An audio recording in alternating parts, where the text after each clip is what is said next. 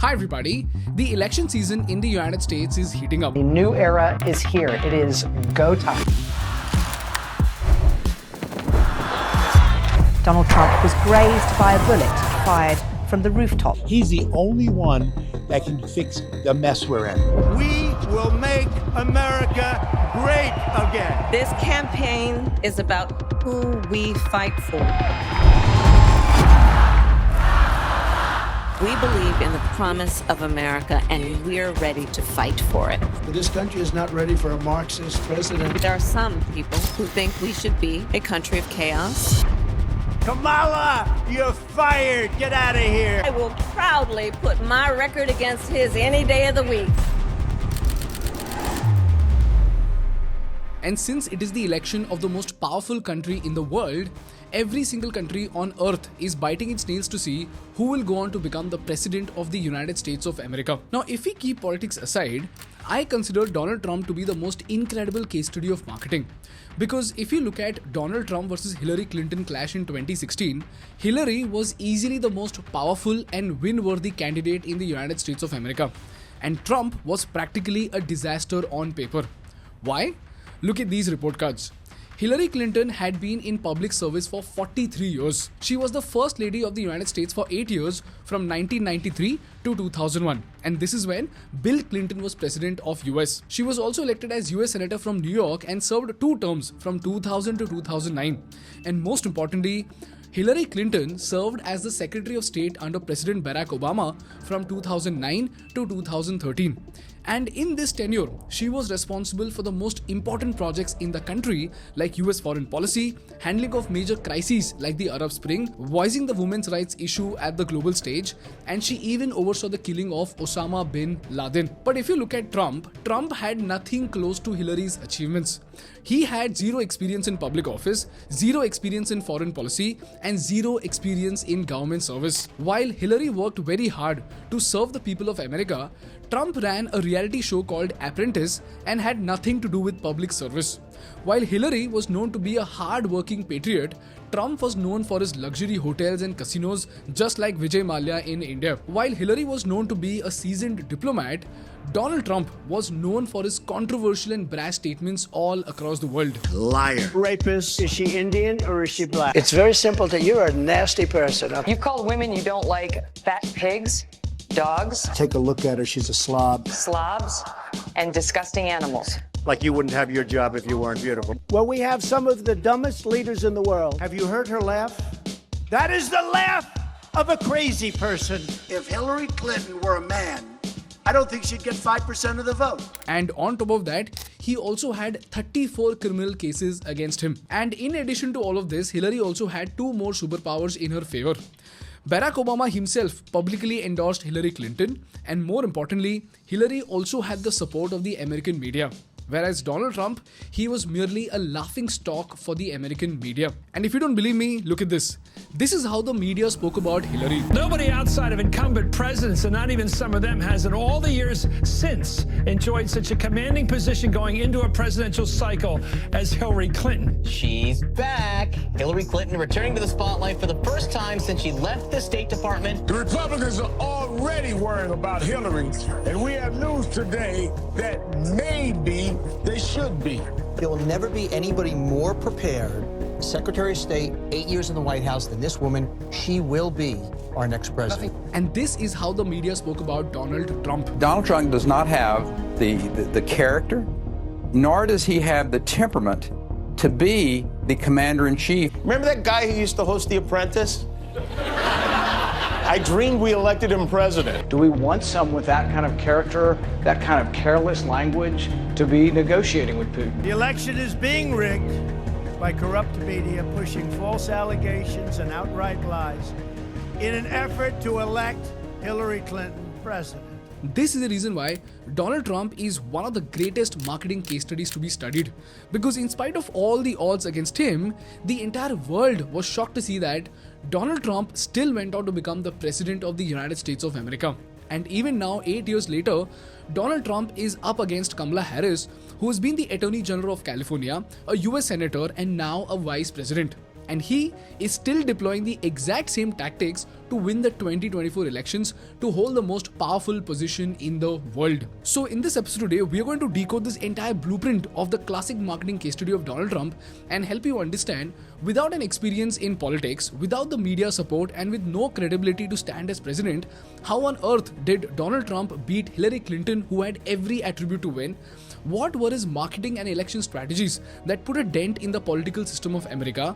How is he using the same tactics now in 2024? And most importantly, what are the marketing lessons that we need to learn from the genius marketing strategies of Donald Trump? Before we move on, let me introduce you to our education partners of today's episode, and that is Odoo. People, Odoo is an all-in-one business management software that provides a range of applications to simplify your day-to-day business management.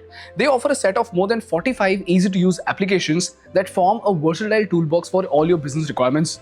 The beauty is that as you grow your business, your needs change and Odoo grows with you, which lets you easily add more applications. Odoo unifies all your essential business tools like CRM, sales, invoicing, accounting, project management, and more into one powerful integrated platform. Odoo's centralized business management system allows you to integrate and oversee all your business operations from a single platform. It enhances the quality of your work by streamlining processes and helps you optimize your productivity, which helps in boosting efficiency. So if you want to discover the power of Odoo today, check out the link in the description. The first application on Odoo is completely free for life with unlimited hosting and support, and you also get a free custom domain for a year. So if you want to grow your business effortlessly with Odoo, check out the link in the description to download Odoo now. This is a story that dates back to 2011 when Trump gave a speech questioning the citizenship of President Barack Obama, and he demanded to see Barack Obama's birth certificate. Trump has been getting lots of attention and rising in the polls by questioning whether President Obama was born in Hawaii. I got him to do something that nobody else could get him to do, and I've been given great credit for that. And you raised this issue of his credibility, that if he has it, he should release it. Absolutely. There are some people who question yours. And this caused so much ruckus in the American media that President Obama was forced to present his birth certificate publicly. But you know what, guys? President Obama did not sit quietly. He waited for the most prestigious dinner event in America called the White House Correspondents' Dinner. For those who don't know, this is an event where the President of the United States hosts the biggest journalists, politicians, celebrities, and business tycoons who all come together for a night of light-hearted humor and satire. And this event is broadcasted all across America. And guess what? Barack Obama roasted Donald Trump in front of the entire White House Correspondents' Dinner. And this turned Donald Trump into a laughingstock in the American media. No one is happier, no one is prouder to put this birth certificate matter to rest than the Donald. And that's because he can finally get back to focusing on the issues that matter. Like, did we fake the moon landing?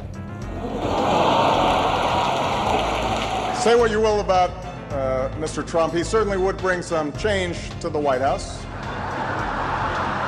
Donald Trump has been saying that he will run for president as a Republican, which is surprising since I just assumed he was running as a joke. It was clear that Donald Trump was not happy. He bolted for the exits before the other people could leave the Washington Hilton. Now, just to help you understand the gravity of the situation, imagine this, guys. You are a respected billionaire and you are present in a room full of the most powerful and the most respected people in America. And while you are sitting in the audience, the President of the United States himself insults you and everybody is laughing at you. My question is, how would you feel? Terrible, right? Well, guess what? This is exactly what catalyzed Donald Trump to become the President of the United States of America. We have to stop doing things for some people, but for this country, it's destroying our country. Now, our country needs a truly great leader. And we need a truly great leader now. So, ladies and gentlemen, I am officially running for President of the United States, and we are going to make our country great again. He had already tried to run for president twice, but this time, Donald Trump was put on beast mode. And he said, I am going to become the President of the United States of America by hook or crook. And this is when, like I said, he went against the most deserving candidate in America, who was Hilary Clinton. Today, the party of Lincoln has become the party of Trump. Trump actually says he would do a much better job for women than I would. Now, that's a general election debate that's going to be a lot of fun. I don't know Putin. He said nice things about me. If we got along well, that would be good. Well, that's because he'd rather have a puppet as president. Donald thinks belittling women makes him bigger. He goes after their dignity, their self-worth. So the question is, how on earth did Donald Trump win? Well, this is where, ladies and gentlemen, Donald Trump deployed the SAP strategy, which stands for Sentiment Analysis, Amplification and Promise of a Proposition. So let's try to understand this strategy in the context of the American elections. Let's start with sentiment analysis. This is a phase where a candidate identifies the sentiment of the audience to design their election campaign. In case of America, Donald Trump identified three important sentiments. The first sentiment was the reckless spending of the government in the Afghan war. To tell you about it, back in 2016, while America had wasted billions of dollars into controlling Afghanistan, millions of Americans were struggling with homelessness and poverty. In total, the United States spent $2.313 trillion in Afghanistan, while millions of Americans were struggling in poverty in the United States. In America, almost 40 million people are living in poverty. The number of Americans living without homes, in shelters, or on the streets continues to rise at an alarming rate. More than 500,000 Americans are homeless on any given night. Millions of American households, they are struggling to get enough food. But clearly, we, as a country, are not doing enough. Now you tell me guys, if India spends 1,000 crores in Sri Lanka while millions of people are dying here in India, how would you feel? Well, that is exactly how the people of the United States felt about the government spending in Afghanistan. The second sentiment he identified was the failure and frustration of Obamacare. For those who don't know, Obamacare was an insurance policy to make insurance accessible to all American citizens. But in reality, it backfired to an extent where the cost of insurance premiums more than doubled between 2013 and 2018. It went from $244 to $550 per month, and in some cases, the Americans even saw their insurance premium triple. And this again made the lives of the Americans absolutely miserable. Obamacare is a complete and total disaster. They can say what they want. They can guide you any way they want to guide you. In some cases, they guide you incorrectly. In most cases, you realize what's happened. It's imploding. We're winning the lawsuit to terminate Obamacare in Texas. We are winning the Texas lawsuit. Now, the peculiarity of the situation is that even though the Americans were absolutely enraged, only Donald Trump could speak and bash the government, whereas Hillary couldn't touch upon these issues at all. Why? Because Hillary herself was in the government while these policies were implemented, and she couldn't go against Barack Obama's policies. So Donald Trump had a big advantage over here. And lastly, America was facing a drug and unemployment problem. The scourge of drug addiction continues to claim too many lives in the United States. The only way to solve the drug problem is through toughness. When you catch a drug dealer, you gotta put him away for a long time. Unemployment is 13 to 15, maybe even 16 or 17%, because so many people have given up looking for jobs. If this is very clear to you, let's move on to the next segment.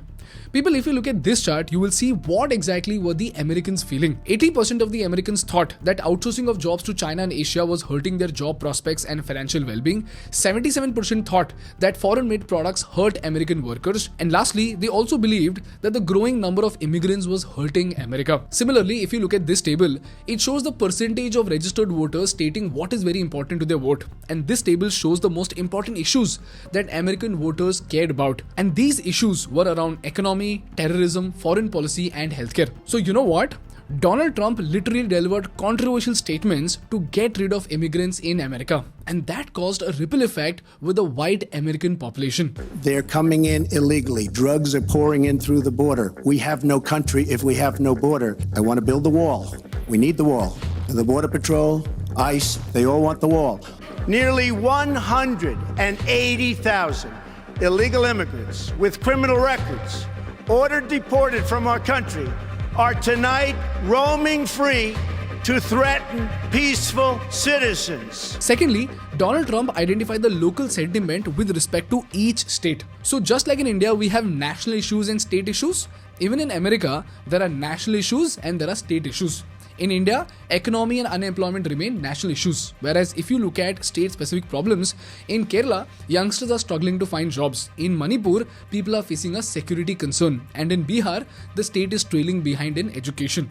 So just like this, even in the United States, Trump very specifically identified and targeted a specific issue in each state which resonated with the people of that particular state. Firstly, if you look at these Midwestern states like Michigan, Pennsylvania, Wisconsin and Ohio, the focus was only in jobs, employment and bashing of outsourcing. In the southern states like Florida, North Carolina and Georgia, the campaign was all about immigrants, gun rights and religious freedom. For states like Arizona, Nevada and Texas, which was near the Mexican border, Trump aggressively spoke against immigration and border security. This is how Trump identified the sentiment of the American people, both at the national level and at the state level, and designed his campaigns accordingly.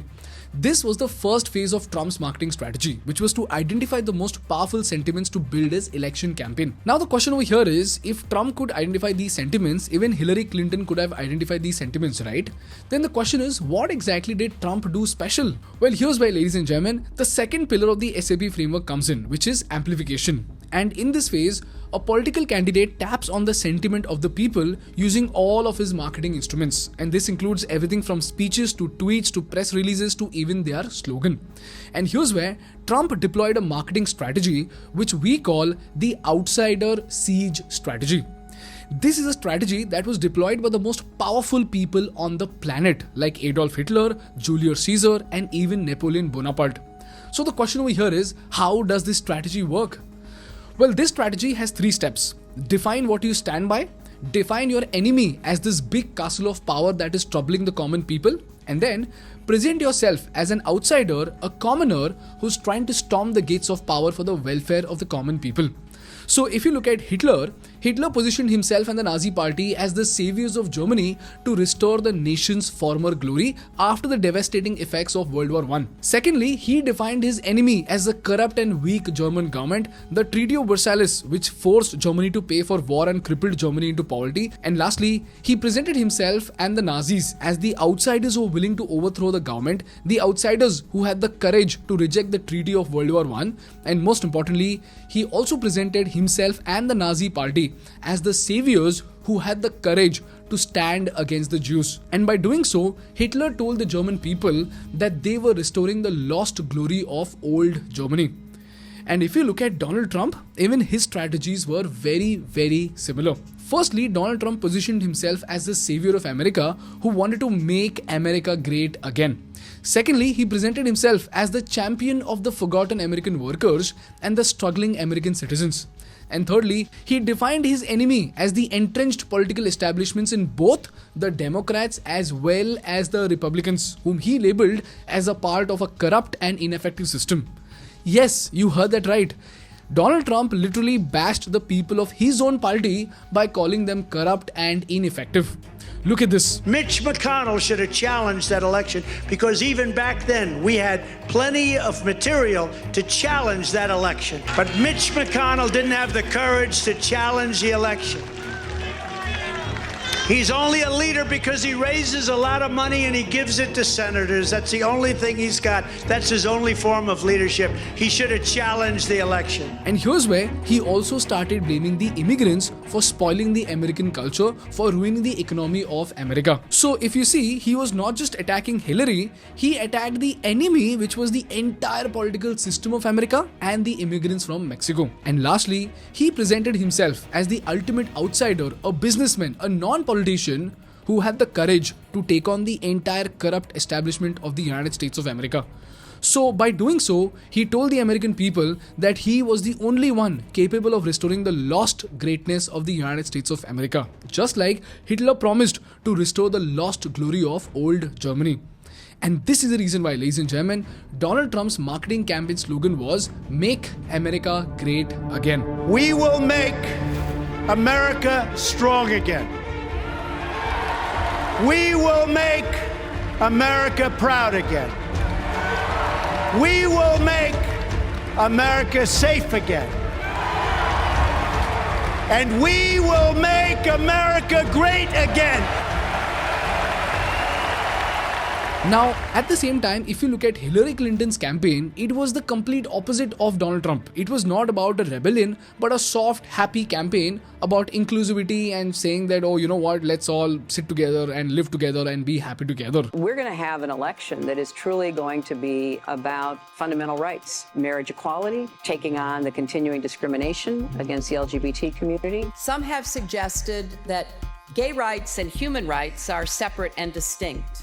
But in fact, they are one and the same. And this is the reason why Hillary Clinton never really got hold of those die-hard fans who could storm the gates just to make her president. So if you see, while Donald Trump opted for a high-risk, high-reward strategy, Hillary was more of low-risk and low-reward. And lastly, Trump also amplifies his message with his extraordinary communication skills. And again, it is very, very similar to that of Hitler. So let's understand this better. Firstly, if you see, Trump uses very controversial sentences which by default results into breaking news. So while a normal candidate might say, oh dear people of America, we see an increasing immigrant population which is hindering with our economy, this is how a normal candidate speaks. And this is how Donald Trump says the exact same thing. They're bringing drugs, they're bringing crime, they're rapists. Now you tell me guys, if you were a reporter, what would make a great story? A diplomatic statement about improving border security or a statement calling the Mexicans as rapists and druggies? Obviously option 2, right? Well, that is why, ladies and gentlemen, Donald Trump got an insane media boost by all American media outlets. And one study even stated that Donald Trump got as much as $1.9 billion worth of free media publicity. And as of 2016, this was so high that while Bush got $214 million worth of earned media, Clinton got $746 million worth of earned media, whereas Trump alone got more free media coverage than all others in this table combined, which was almost worthy of $1.9 billion. And here's where Trump actually achieves a virtuous media cycle. So when Trump says something spicy, he gets covered by the American media. So his message gets heard by a lot of people. This gets him both loyal audience and haters. So when he has haters and lovers both, there is always a debate around his statements both in social media as well as on TV. And this again makes him a sensation. So again, whenever he says something, the media houses cover it because they know that people will watch it and they will talk about it. This is how Trump was consistently able to get eyeballs through media, and he became a sensation in the United States of America, which kind of overshadowed Hillary Clinton's campaign. But you know what guys, this is just one major part of Donald Trump's strategy, which is about what he says. But there is also something very special about how he says it. Let me show you this with an example and it will blow your mind. Here's statement number 1 by a politician.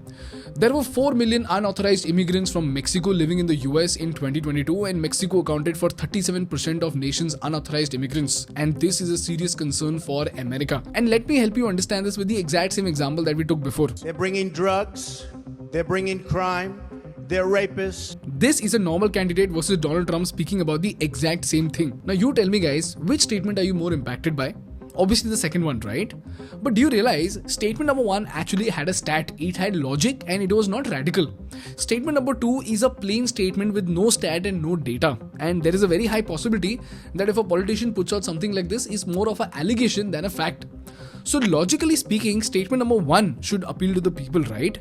Then the question is, why do people connect with statement number 2? Well, the answer to this has actually been explained by a Nobel laureate called Daniel Kahneman, who wrote this book called Thinking Fast and Slow. In this book, Daniel talks about how our brain has 2 parts, the monkey brain or the limbic brain and the scientist brain or the neocortex. The monkey brain is the emotional brain that jumps to conclusion very quickly, whereas the scientist brain actually handles logical thinking and problem solving. And most people, when trying to convince others, they use facts and logic, which does make sense. But the problem is that it appeals to the scientist brain. And why is this a problem?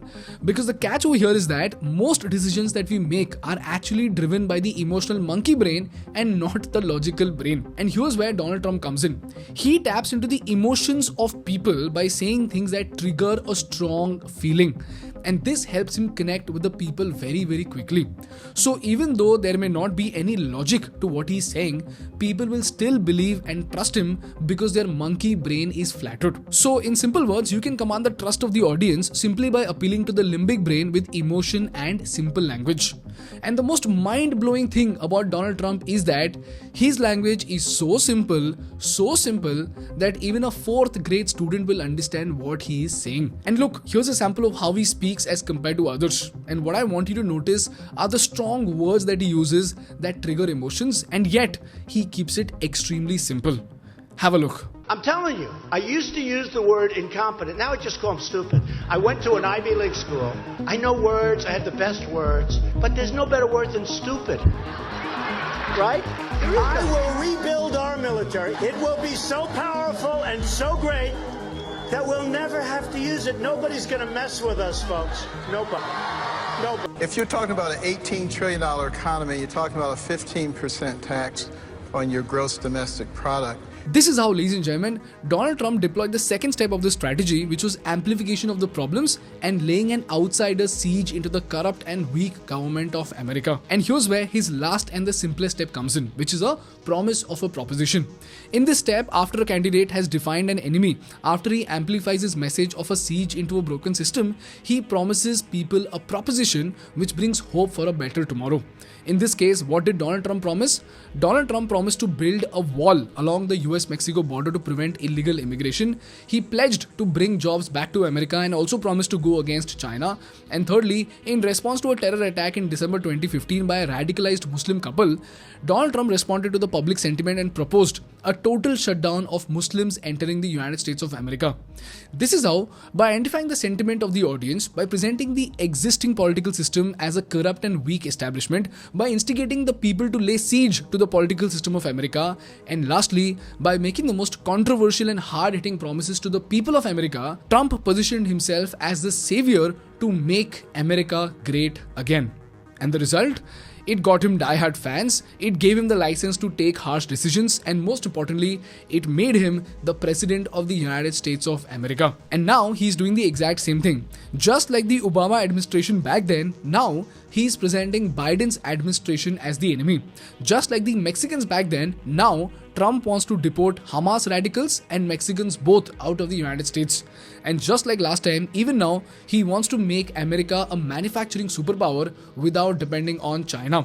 In fact, he's already promised to stop Ford from investing $2.5 billion in Mexican engine plants and is pushing them to spend in America. And just like the Afghan war, now Trump is going against the US spending into the Russian war, which he says America has nothing to do with. And to be honest, he is right. And lastly, Trump, as usual, is in the media for his controversial statements, whereas Kamala Harris has her PR guns firing too late to build a brand around her persona. This is the epic election strategy of Donald John Trump. And this brings us to the last part of the episode, and that are the lessons of marketing that we need to learn from the rise of Donald Trump. Lesson number 1. If you understand the sentiment of your audience well, nobody can stop you from connecting with them. In this case, even though the media was against Donald Trump, his speeches and communication strategies always hit the right chord with the audience to nullify the impact of American media. Lesson number 2. Anything that is significant in this world will always lead to bipolarity, whether that is Putin, Modi or Trump. When you make bold statements, it's a double-edged sword. If it resonates with your audience, it will catapult your brand. If it doesn't, it will kill your brand. But if you never take a stand and be politically correct, it's a sure shot way to become insignificant. So be bold and say the truth even if it is brutal, because it really helps. In the business context, the best example of a brand gaining from controversy is Nike, and you can read about it from the link in the description because I'm attaching a case study for the same. And lastly, once a great man said, language is a powerful tool. Use it to convince people and not to confuse them. In this case, while other candidates and Hilary herself put out stats and terms that were too complex, Trump used a 4th grade vocabulary to win the seat of the most powerful chair in the world. And that, ladies and gentlemen, is the power of a simple language. This is what we could understand about the blueprint of Donald Trump's election strategy. And I just hope you learned something valuable from this case study. That's all from my side for today, guys. If you learned something valuable, please make sure to hit the like button in order to make YouTube happy. And for more such insightful business and political case studies, please subscribe to our channel. Thank you so much for watching. I will see you in the next one. Bye-bye.